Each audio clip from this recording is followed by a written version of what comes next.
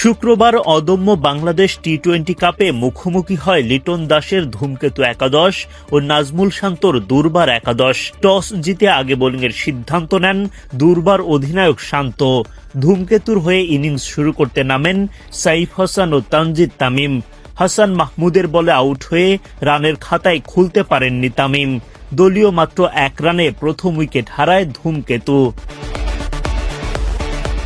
সাইফ হাসানের সঙ্গে জুটি গড়ে তোলেন অধিনায়ক লিটন দাস। তাদের গড়া 36 রানের জুটি ভাঙে সাইফের বিদায়ে। পাওয়ার প্লের 6 ওভার শেষে 2 উইকেট হারিয়ে 45 রান করে ধূমকেতু একাদশ। সাইফের বিদায়ের পর পারভেজ ইমনকে সঙ্গে নিয়ে নতুন করে লড়াই শুরু করেন লিটন দাস। আলিস আল ইসলামের বলে আউট হওয়া ইমন 15 বল খেলে করেন 13 রান। তানভীর ইসলাম তুলে নেন তাওহিদ হৃদয়ের উইকেট। 6 বল উইকেটে টিকে থেকে 7 রান করেন হৃদয়। এক প্রান্ত আগলে রেখে দলকে এগিয়ে নেন লিটন। ইনিংসের 15তম ওভারে গিয়ে দলীয় শতকের দেখা পায় ধূমকেতু। 50-র দিকে এগিয়ে যাওয়া লিটনের স্বপ্ন ভঙ্গ হয় তানভীরের বলে। 37 বলে 5 বাউন্ডারিতে 43 রান করেন লিটন।